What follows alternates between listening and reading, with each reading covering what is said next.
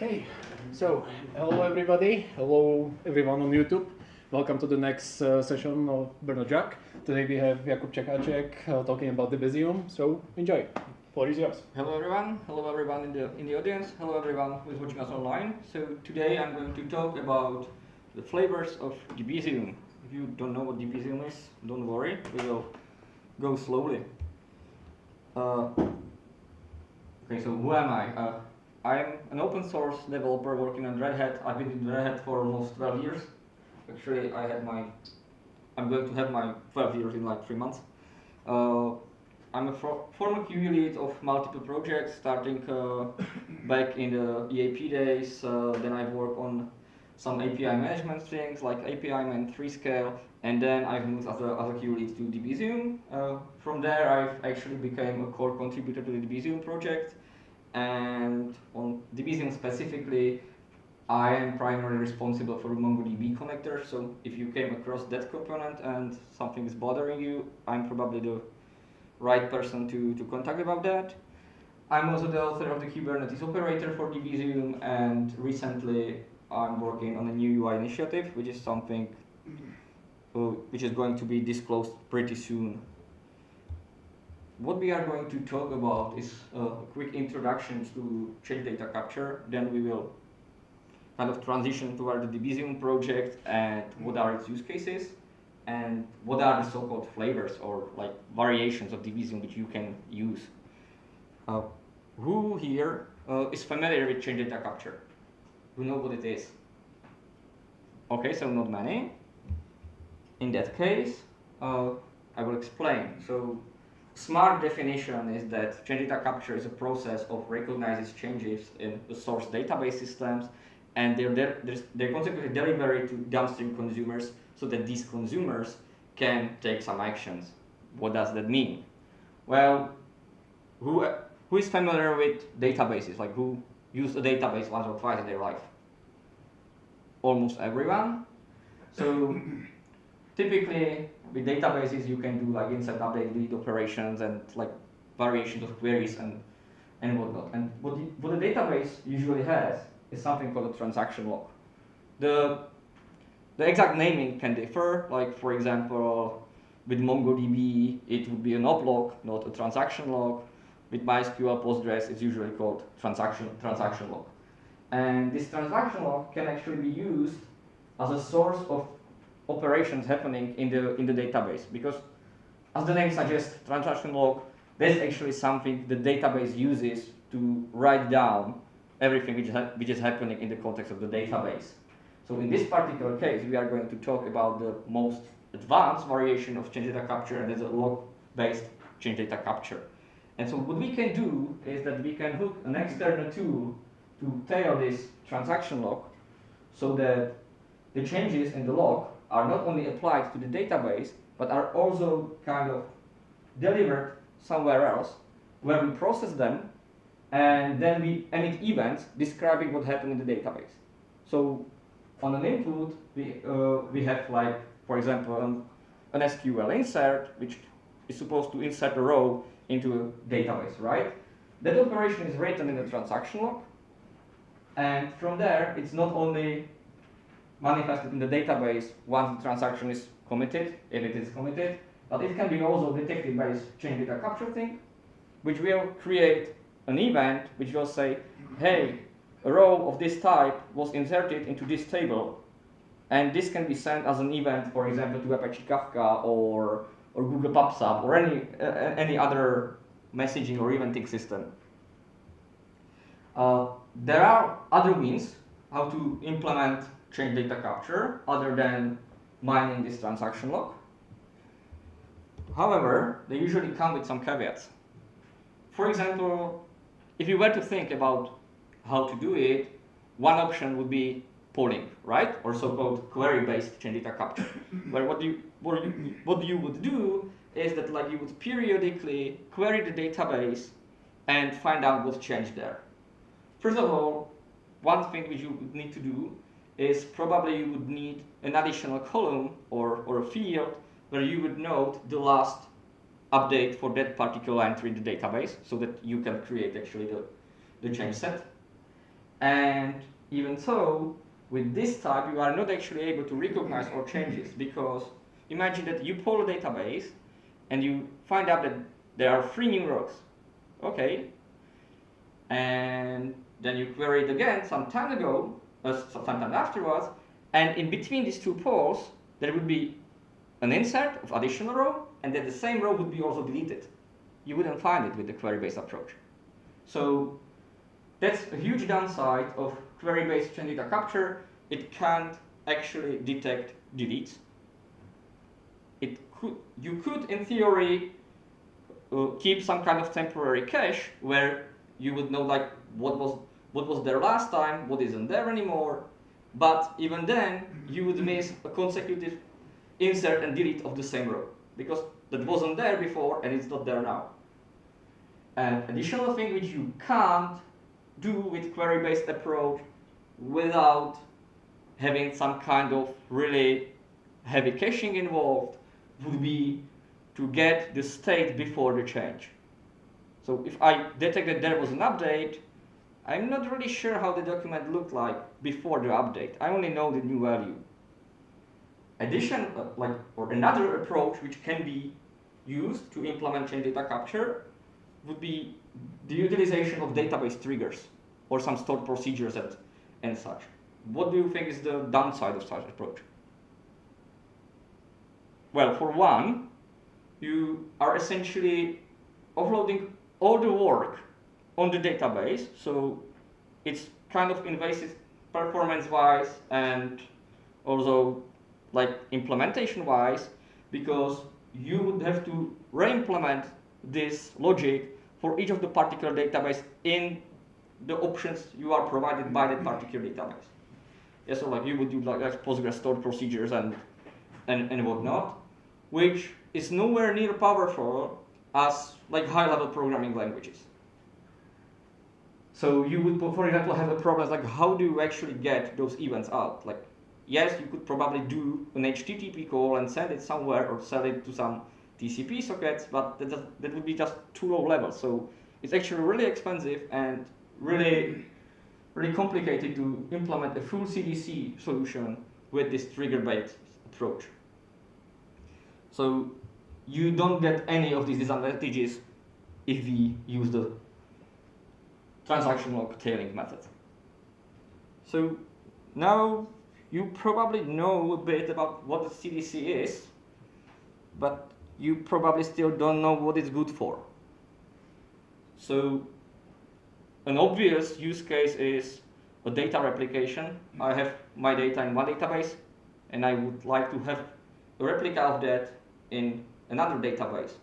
It could be for backup purposes. It could be you are just migrating your data from one database to other, or you are actually copying your data from a primary store into some data lake where you want to run analytics and whatnot. Or you could want to populate search indexes, such as Elasticsearch, for example, or typesense. And you can also do things like invalidating and updating your caches with it.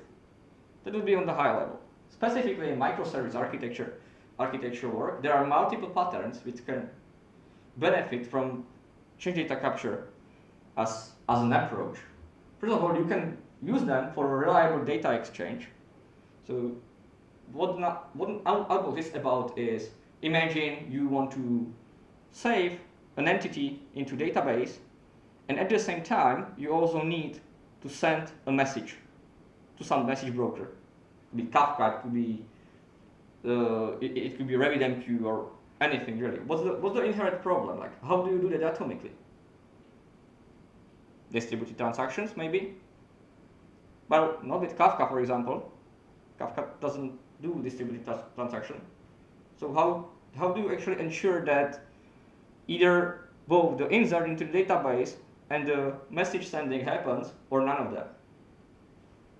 With Outbooks, what you can do is that you actually, in your application, instead of sending a message to the broker, you just insert another row into the database. So let's say that you have like an order being created.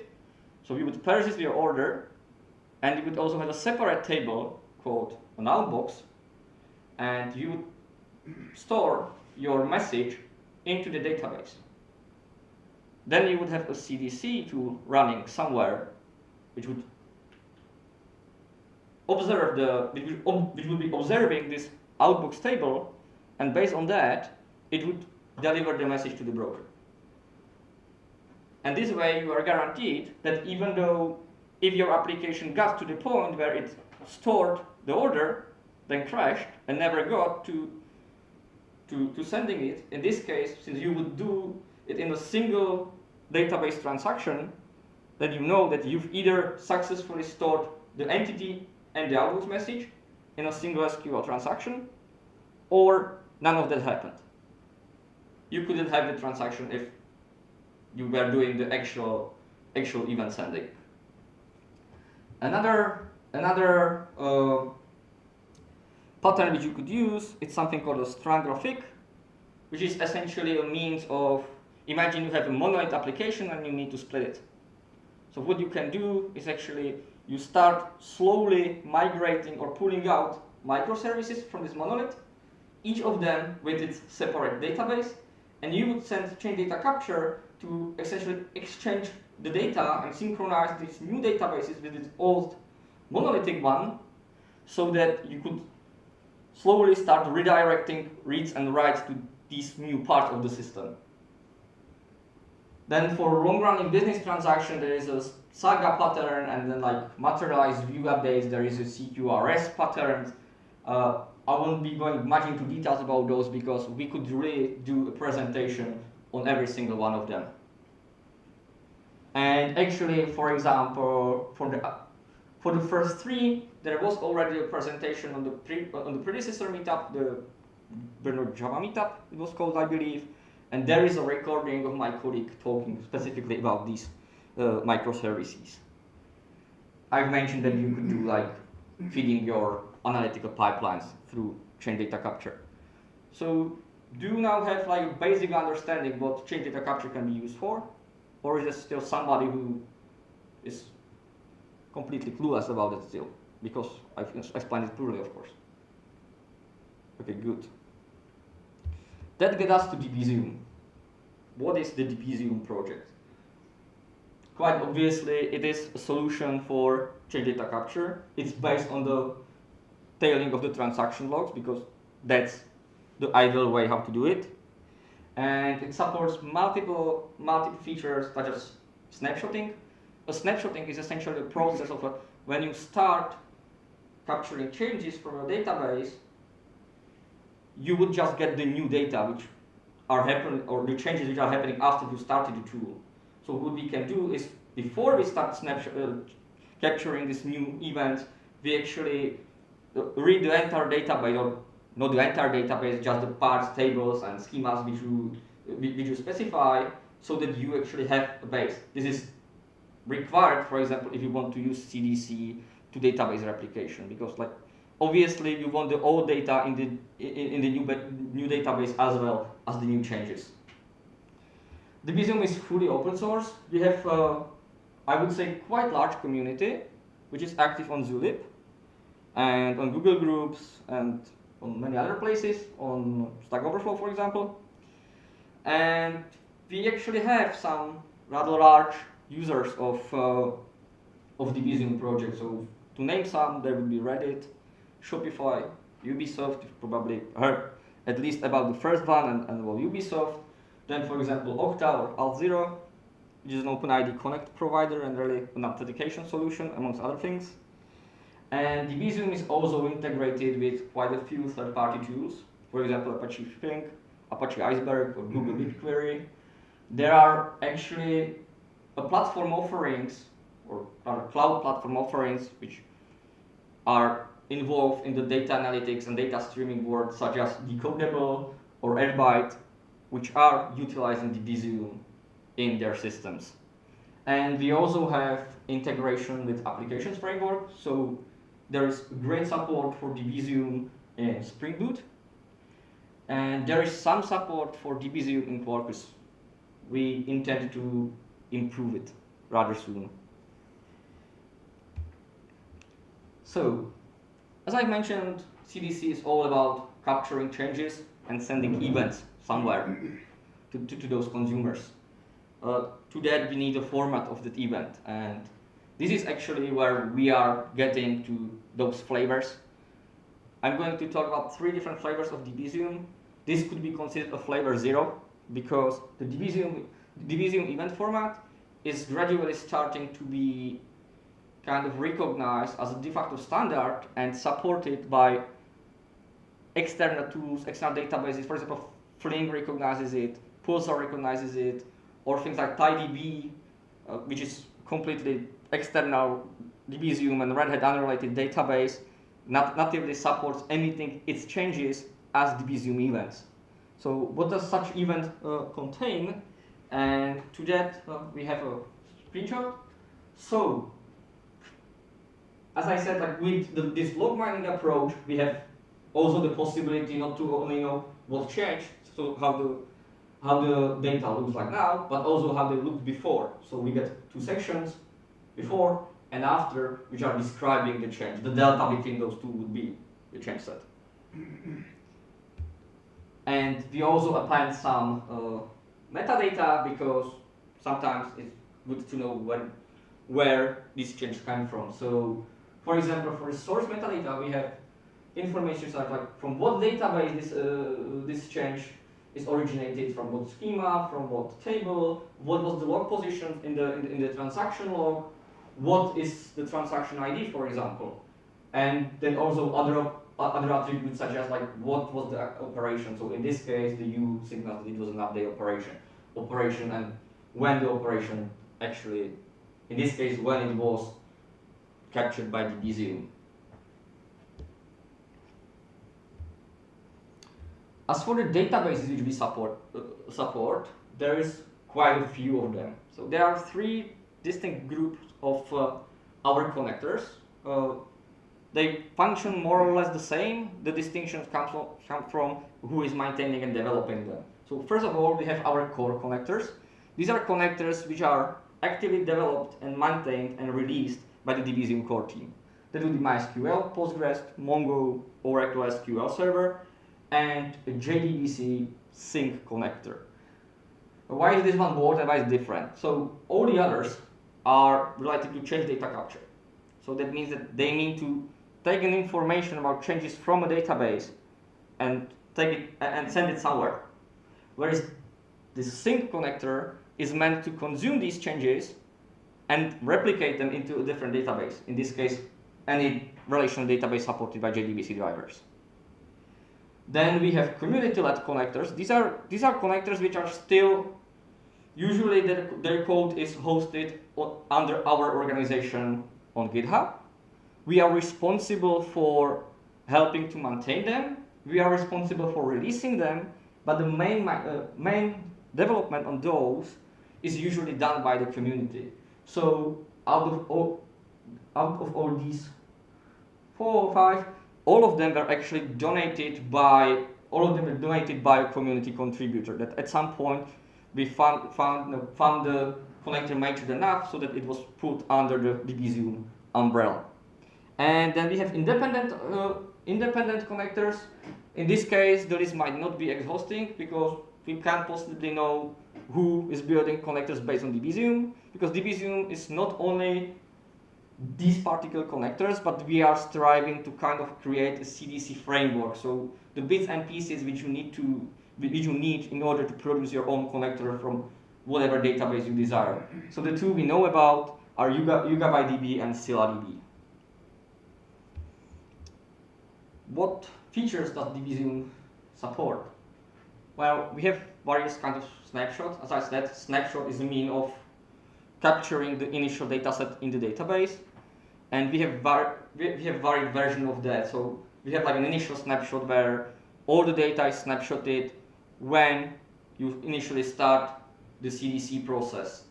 However, at some point you might decide to stop your connector and reconfigure it so that it captures additional tables. And in this case, we have, for example, something called an ad hoc snapshot where you can trigger it to do the snapshot for those tables which are previously missing. Or you can do this on runtime and whatnot. We also support different kinds of transformations, like we allow routing of the events into various topics on Kafka, for example, and other things like that. We support multiple serialization formats, so amongst others would be like Avro and JSON.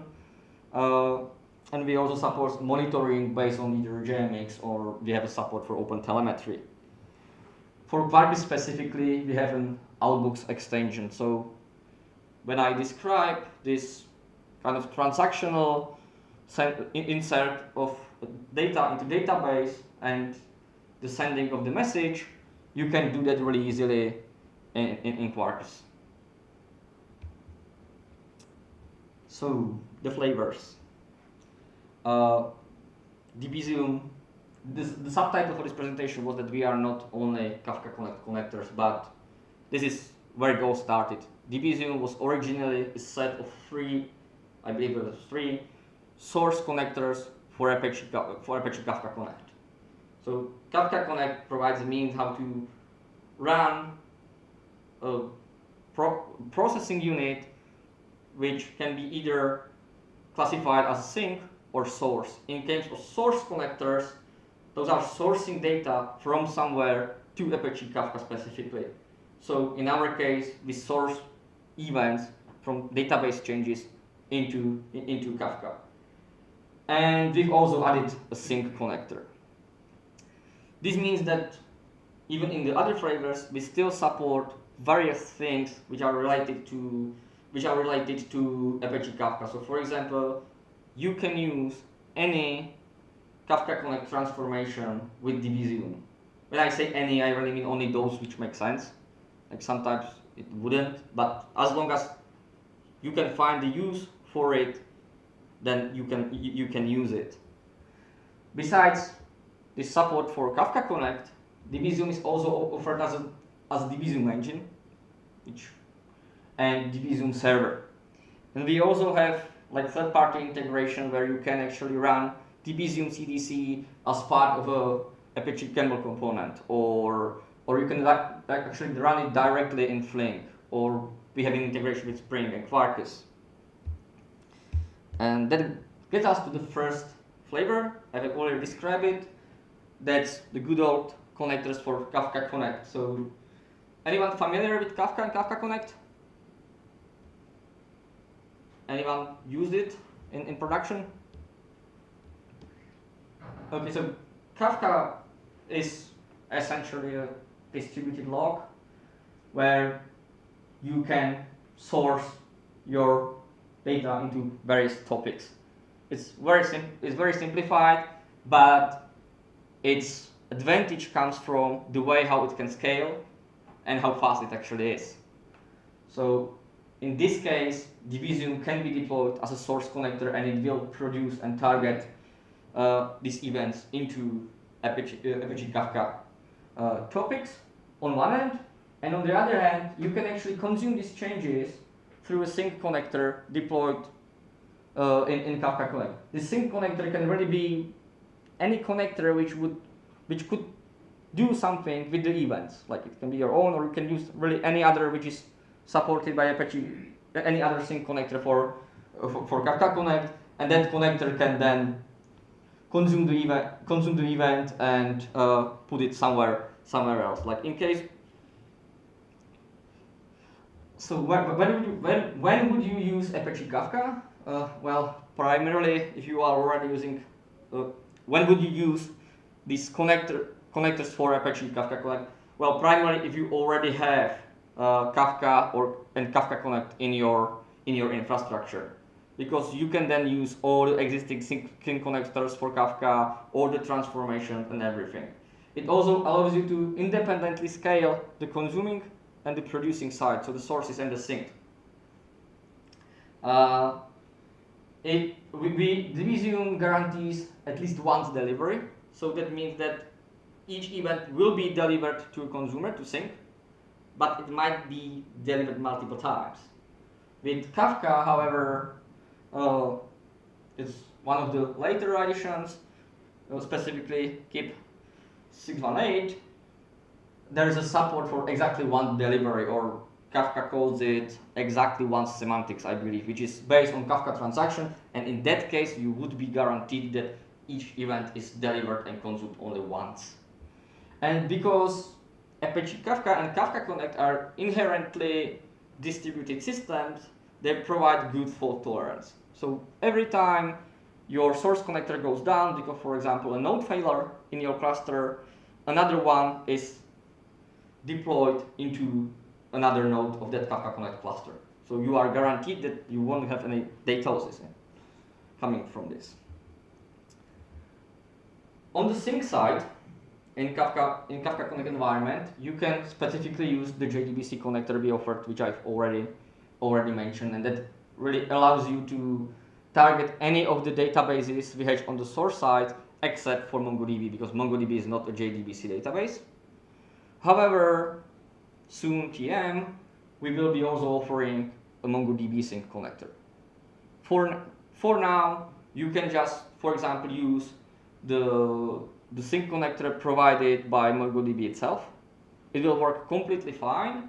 It will just require more configuration and use some of transformations on the sync side, because the situation is actually quite the same with the JDBC connector. Like, there are other JDBC connectors or database-specific connectors on the market. The main advantage of ours is that it's actually developed by Debezium, so it natively understands various aspects of the Debezium source event format and requires way less configuration and allows us to optimize, for example, like what additional metadata can be provided. This is something I will actually demonstrate. That actually gets us to our first demo. I've mentioned database replication multiple times, so let's find out how complicated that is with Debezium. What we will do is we will have a really tiny amount of data stored in our MySQL, and we would like to use both the Debezium MySQL connector and the Debezium JDBC sync connector to move this data into a PostgreSQL database, and not only the existing data, but also kind of replicate any additional changes that might occur. So, is this readable?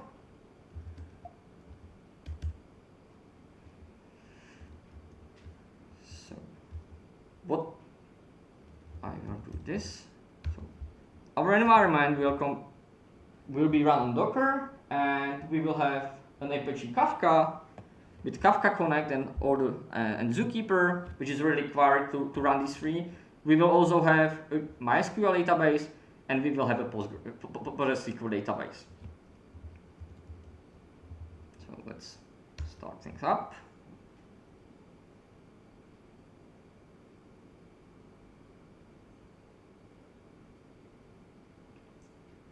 Should be up in a moment. And it looks like we are running. So just to demonstrate, I have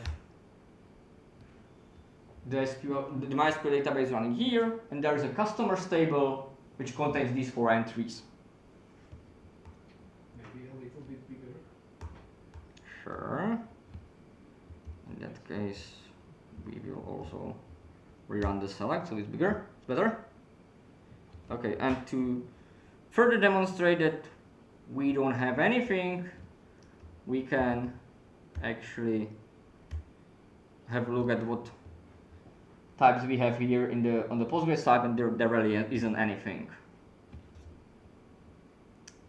Now what we are going to do is, down here, we are going to first deploy the source connector for MySQL, which will take all the changes and all the data from the MySQL, and then we will deploy the sync connector, which will replicate them into the Postgres.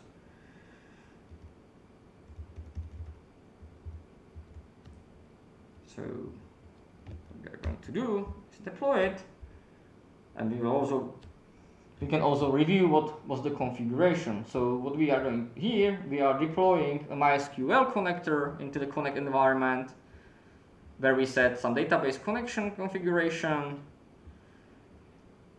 And one of the things which I set that really having our source and our sink kind of gives us an idea to capture additional metadata so that it can be used on the sink side, for example. And this is one of such configurations where we are propagating a more detailed information about the data in the captured database. So for example, if you have a textual data, they could be a text type, but they could also be like a variable like varchar, for example, and in this case, when it's varchar, you also need to know like at what exact size. These options allow you to capture such details. And then we really just say that the table we want to capture is this inventory.customers table, and that the prefix for the topic where it's going to be delivered is going to be MySQL. So it's going to be delivered into MySQL inventory.customers. It's going to be the full name of the topic.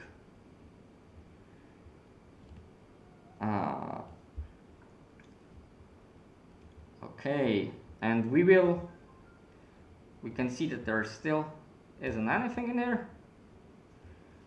I'll actually also do the select. The table doesn't exist yet. And now I'm going to deploy the sink connector.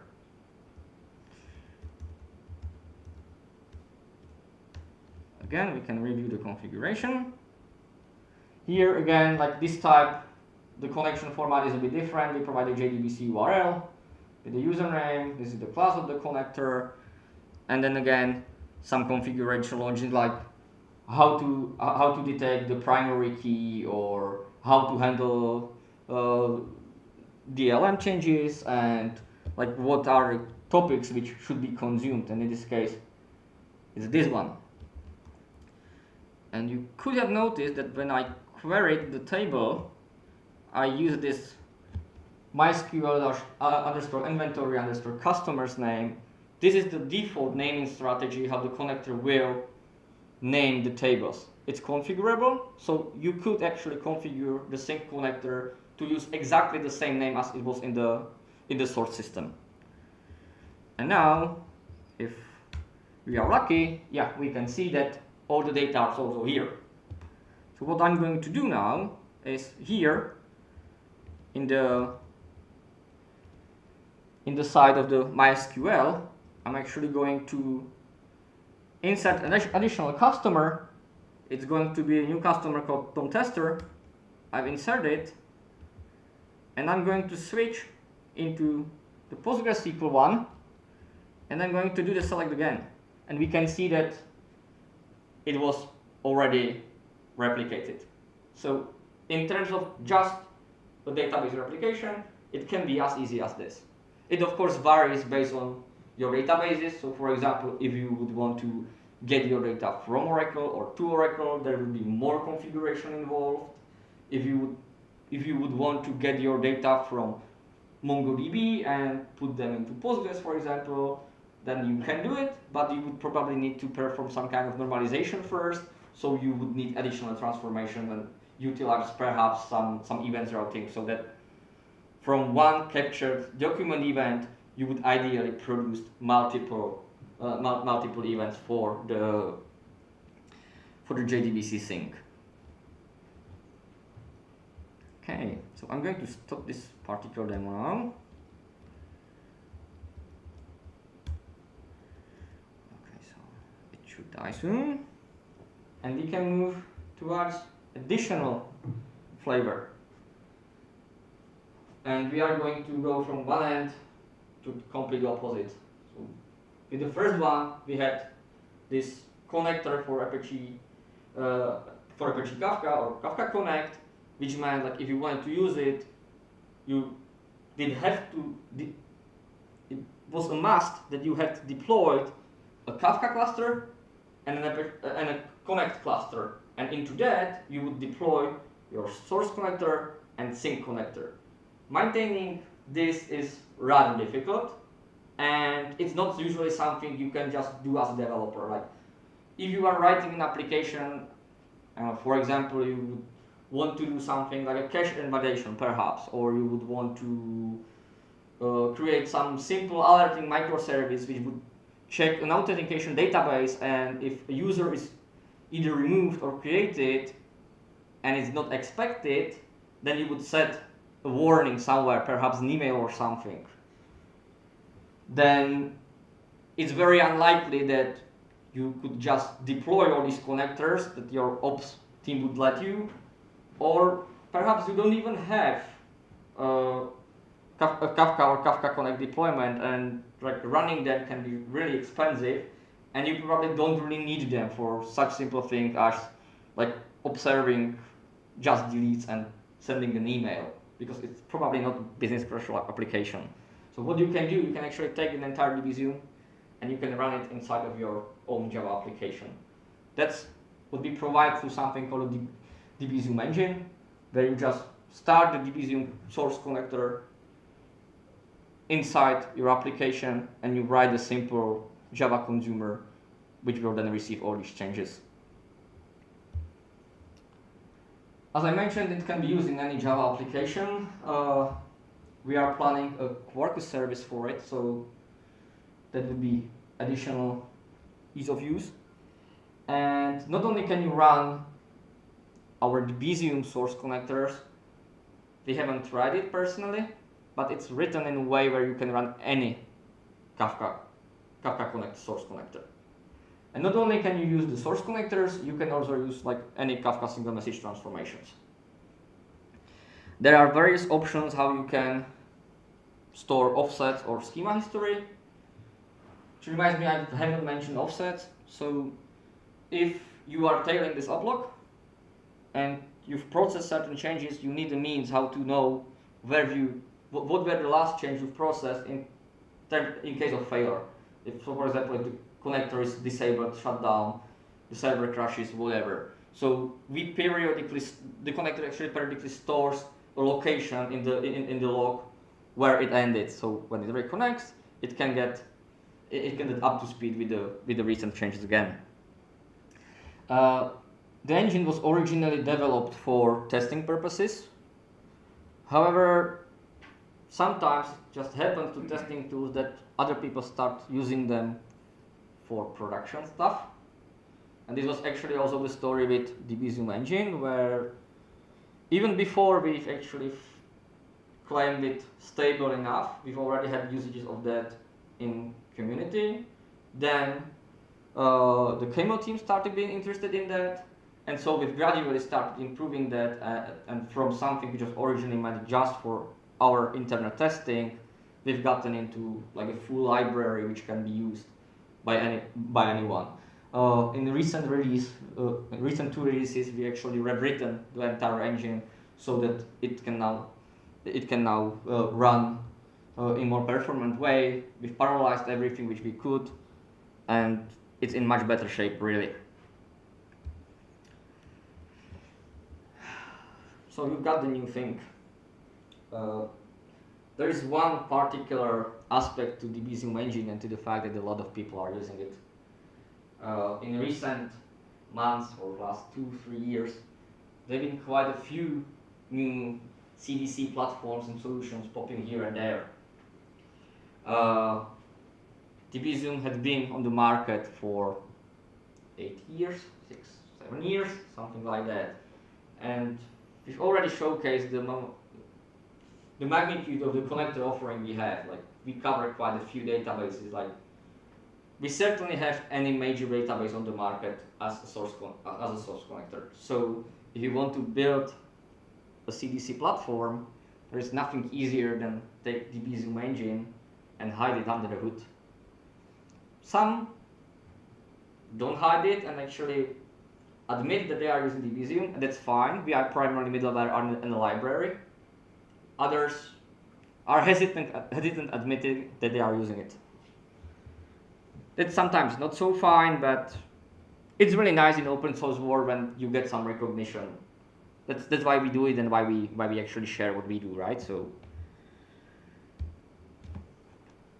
let's move to demonstration of how we can use the Debezium engine. So in this case, we are going to have a simple application which stores orders and for certain items, and we are going to enable JPA L2 cache, which means that JPL, or in this particular case Hibernate, will keep the entities in the secondary cache, and when you query them again, then rather than doing the round trip to database, they will be retrieved from the cache. What's the disadvantage of using the L2 cache? Size. Yes.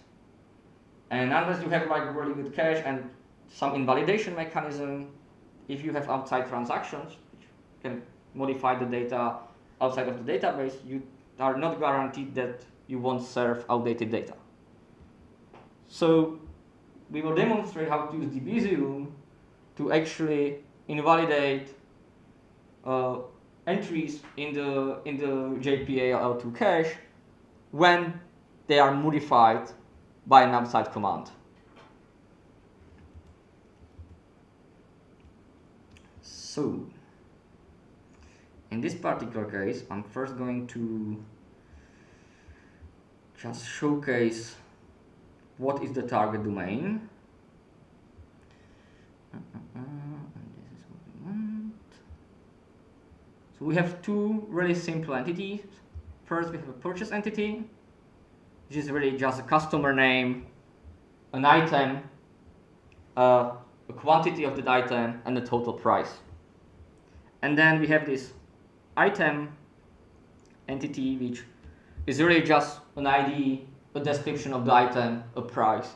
But this time, this entity is going to be cached. So every time it's inserted or updated by the application, the JPA layer will remember that that was its last state. And sorry, what's GPA? Java Persistence API, essentially an ORM standard for Java. Yeah. Can it be simplified like that? No, I know what ORMs are. Okay. So this is what this cacheable entity does. And we also have like a really simple REST API with some DTOs which are not important, that for orders, what it can do, it can just create order. So when we receive a create order request, we will just query the database or the cache for that particular item, and we will create a new order. We will create a new order entity, and we will persist it. And then we will respond with an order creation response which will set what happened. That's all we can do with orders. With items, we will just pre-populate the database with some data, and so we will only ever be able to update the existing items with this particular REST API. But what we can do here is that, like, if we get an update item request, we would update the item. We would search for the item. We would update it according to the request, and then we would again process it, and we would construct a response which would describe what was the state before and what is the state after the update. This is not related to CDC really. One other thing which somebody might be nitpicky about: yes, we are making our REST endpoints transactional. This is something you don't want to do in a production code, but for the purposes of this demo, we can skip the service layer. So, and where the magic really happens, that would be in this and there is one additional resource. It is cache resource. What this does, it's really just a window into the underlying hibernate session. When we receive an ID, we are going to assume that it's an ID of an item entity, because we don't operate with too many entities, and that's the only cached one, and we will just find out whether it's in the cache. And we also have like an additional endpoint which can evict it, but we are not going to use that one. Yeah, so this is really for us to be able to check whether an item is in this L2 cache or not. Then in this persistence package, we have few classes, some of them like this transaction registration integrator and this transaction registration listener, those are here mainly to register our interceptors or listeners for Hibernate. Their implementation is not really important. What's important here is that I think it's this listener will keep a bean of known transactions, and it would actually just check whether a transaction is already whether the transaction exists or not. So the way this works is sorry, got lost a bit. Yeah, so when a new session happens, we actually query for the ID of current transaction, and we will register this current transaction as something that this is a transaction we know. So this is how the eviction logic will recognize whether it's our transaction or whether it's a transaction which comes from the outside. If we don't know the transaction ID, it's not one of ours. That's really all to this class. The known transaction, that's a very simple bean. It only remembers the transaction IDs and whether they're finished in a simple concurrent hash map. Where the magic happens is this database change event listener. So there's an application scope bean which is created on startup, and what it does in the start method, it actually creates some configuration, and all this configuration is related to Debezium. So it's either a configuration for the Debezium engine itself, or it's a configuration for the particular source connector. And in this case, we are using the Postgres connector as visible from the class name. So we set the connection details, what should be actually captured. In this case, it's this public.item table. And then when we have the config, we actually construct the engine itself. So for that, we just what happened?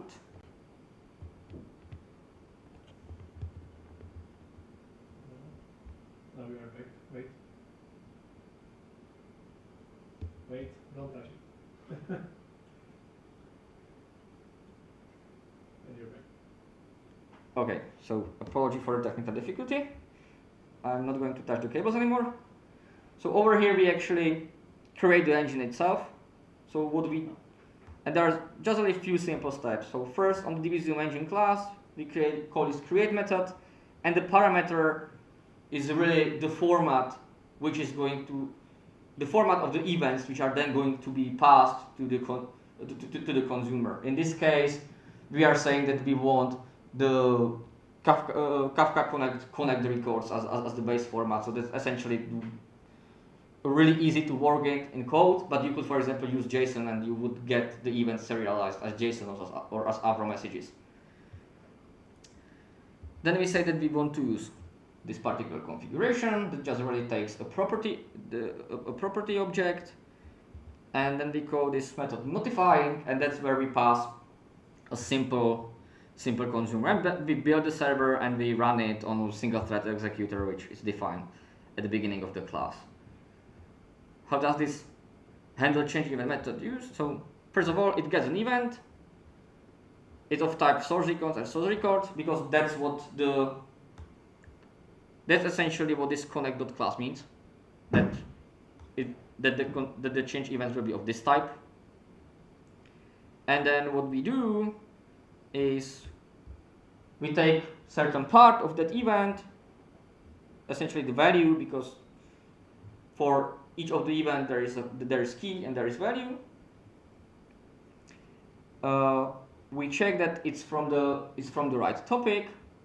We wouldn't have to do that. We could actually, because we are only getting changes from this single topic, but we are checking anyway just to be safe. And then we extract some information such as the primary key ID, what type of operation it was, and an important one, a transaction ID. And then if the operation is not an update or a delete, then we don't really care about it, because we need to invalidate the cache only when something existing was deleted or modified. And this part technically couldn't have to be here either, because we could tell the configuration of, we could tell the engine to just ignore anything which isn't an insert. And then we have this known transaction again, and we check whether the transaction ID is something we know. And if it is, then this means it's our transactions, and we don't really need to evict it, because JPA will remember the new state for us. If it is not a recognized transaction ID, then in that case we need to evict it from the Hibernate cache, and we do it here. The last remaining lines of the class are really just a shutdown method. When if we shut down the application, then we shut down the engine gracefully rather than crashing it. Okay, let's have a look then. Okay, so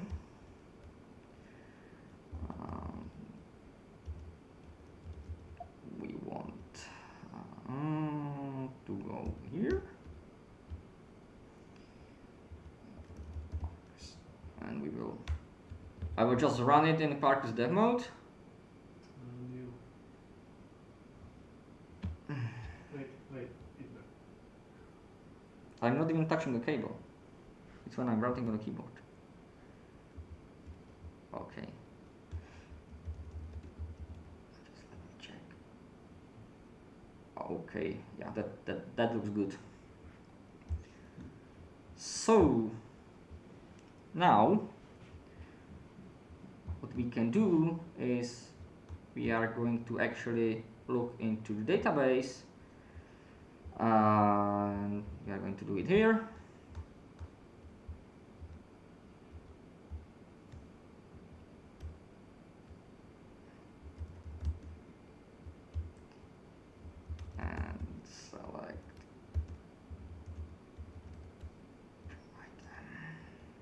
We can see that we have several items, and let's check whether our JPA cache already contains an entry for example, this last one, or that last one in particular. But so we are going to invoke the cache resource, and then we can see that it's not there. So we are going to wrong operation. Find it. No. Okay. Want to go here.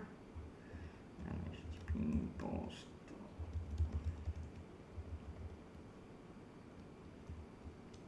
Yeah, we want to hit this. So we will create a new request. We can review the content of the request. Really?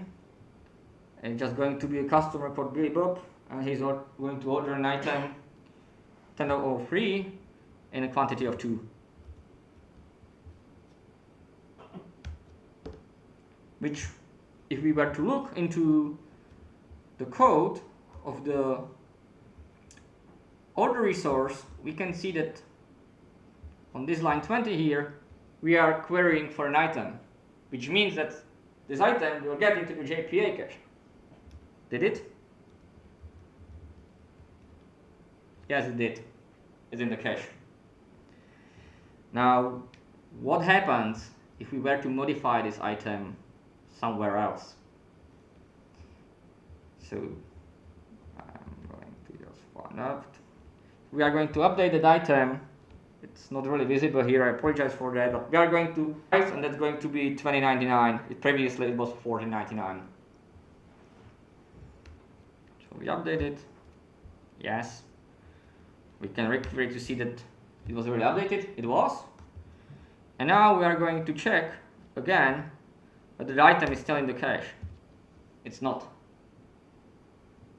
because the consumer for the Debezium event evicted it because it was changed by some unknown transaction.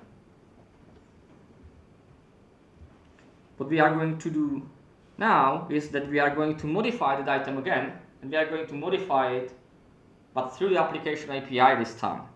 So we are going to send this request where we update this item to a new price.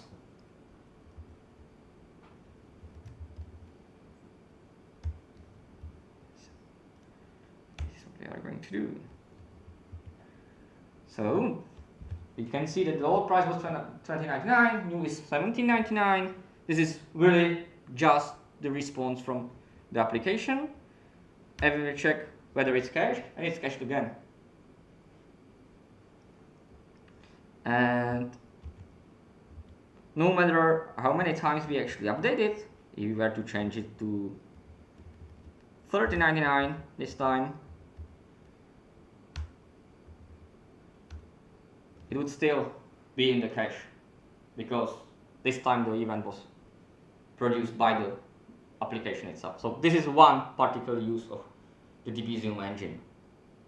Any questions for that?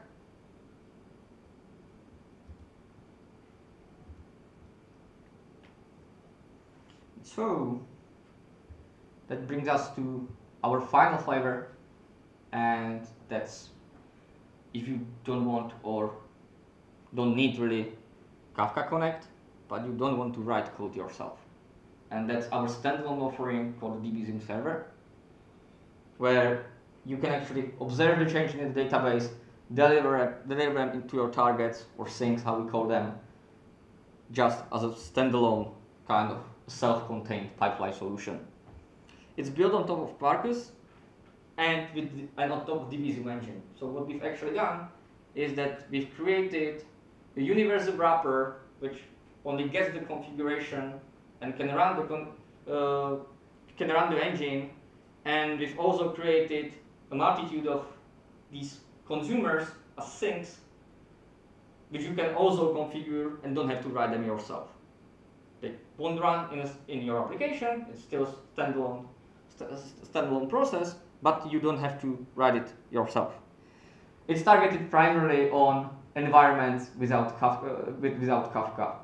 So that would be if you want to target a different platform than Kafka, or you are really looking for a lightweight option, or that you maybe have a Kafka but don't have Kafka Connect. So it really depends on your needs.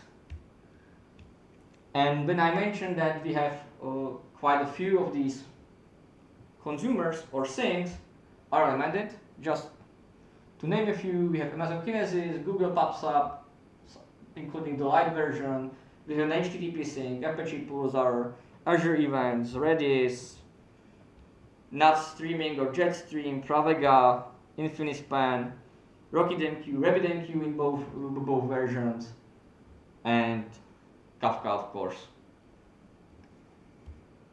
That gets us to the last demo of today, which means we are going to really just take event changes from PostgreSQL, and we are going to send them downstreams to Redis.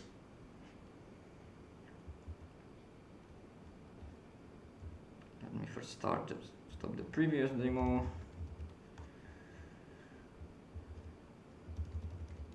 I don't kill the database. Good. Okay. We'll go to the last one. This particular case. Okay. So in this case, I won't be running it locally, or I will be, but in my local Kubernetes cluster where I already have Redis deployed. I have the PostgreSQL database. I have some tuning image, and I have the operator for Debezium server, which means that we can just deploy a custom resource describing the configuration, and it will be deployed for us. So how does the custom resource look like? It's going to be probably the last file you will see today.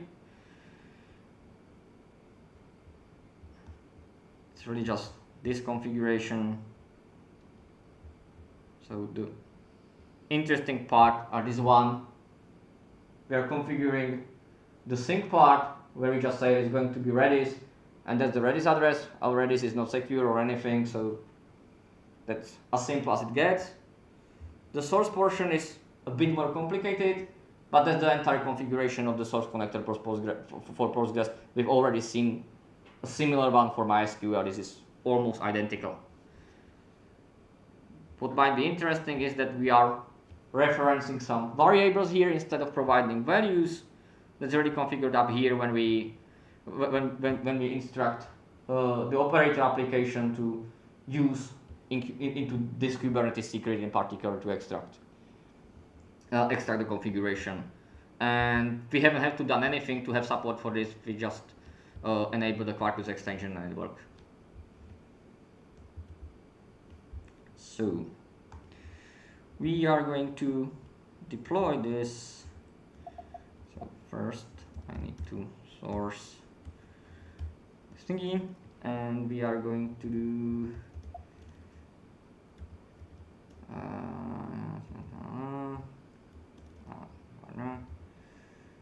coupon dropper, yeah.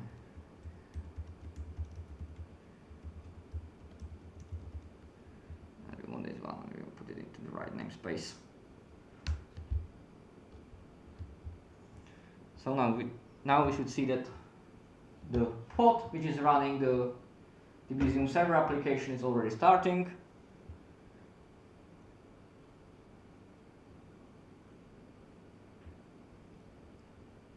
It will take a few minutes. So in the meantime, we can actually look into the data.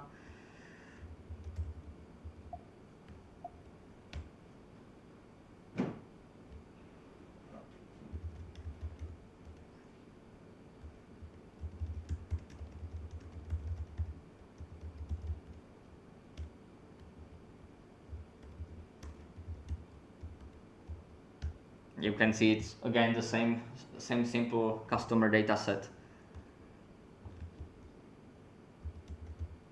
And if everything is correct, we should see all of these in Redis. So I will connect to the Redis. That's wrong. Kind Redis CLI.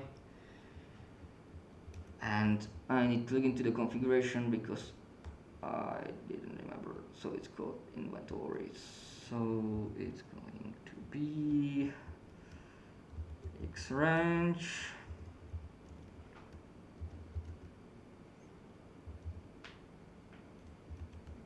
One more thing which I need is what's the name of the CDC. cdc.inventory.customers, and we want all of the keys.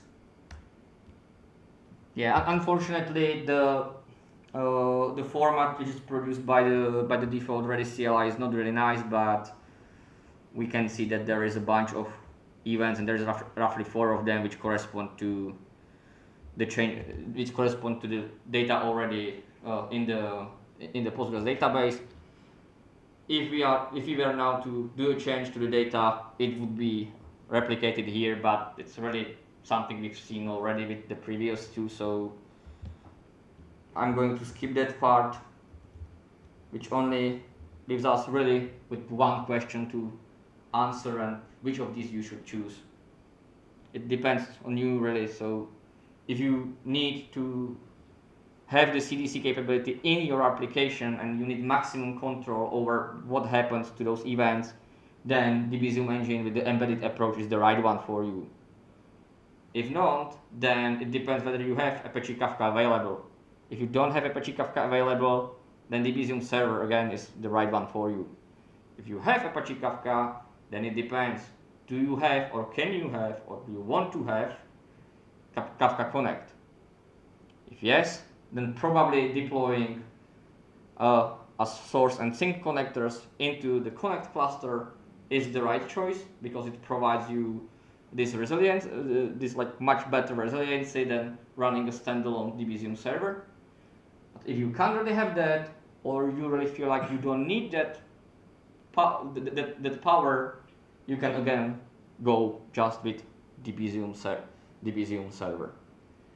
And if none of these really fitted your needs, there are always other options like using an Apache Camel component, or for example, if you want to use Apache Flink, then you can run the Debezium connectors directly in Flink. Again, it uses the Debezium engine under the hood.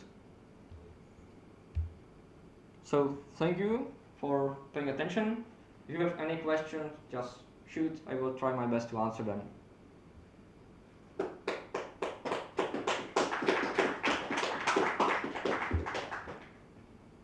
So we are a little bit over time, but I will have one question. How does it handle if I would like to use this to synchronize two databases to the same state? Is there some like notification that it's not going to cycle the same event back and forth? No, there is no actual detection of that. So if I would, there is no like use case for this to actually sync two databases to the same state. We don't know about anyone who did that, because I don't really know why would you want to do that. You just redirect writes to one of them. If you, for example, meant to replace the database, but it could be done technically if you managed to produce a piece of metadata which would, like, for example, if you had a field in the database which would, for example, say like what was the source of the data. Let's say that you have three databases at three various locations in the world, like you have Europe, you have Asia, and you have Americas. And you would have a column which says like what's the origin of that. You could very easily filter them, and then you could do this synchronization across all those three. Yeah, so of course, like if you were to just set up the replication the way I did with the JDBC as the first demo, and you would run it both ways, then you would get you wouldn't even get into an endless cycle, because you would insert a row with ID 105, that would get replicated, it would insert a row with ID 105, and then it would go back and try to insert a row with ID 105. It would violate the uniqueness concept of the primary key. Yeah, but definitely, like with updates it wouldn't be a problem, but like you usually need some kind of filtering that you are not consuming your own event. So short answer, out of the box, no, but with a bit of configuration, it can be done. Okay, thank you. Yeah. I'm just wondering, the like change event structure is very nice. Was wondering how that works for columns with like JSON or binary data type. They will be stringified. They will be, sorry? Stringified. So for if it is a JSON data type, you will get the string representation of the entire JSON. So not like, let's say it's a list of objects, you won't get like the last one added to it. So. No, like like you can't capture it's a database specific. I think in case of Postgres, you can't capture an individual change of a field in the JSONB column. But you would get the entire new value. Yeah, for binary it's the same. Yes, pretty much. Like representing binary data is easy. Usually the complicated stuff comes with like large binary objects and things like that. Okay, let's get here. Thank you very much.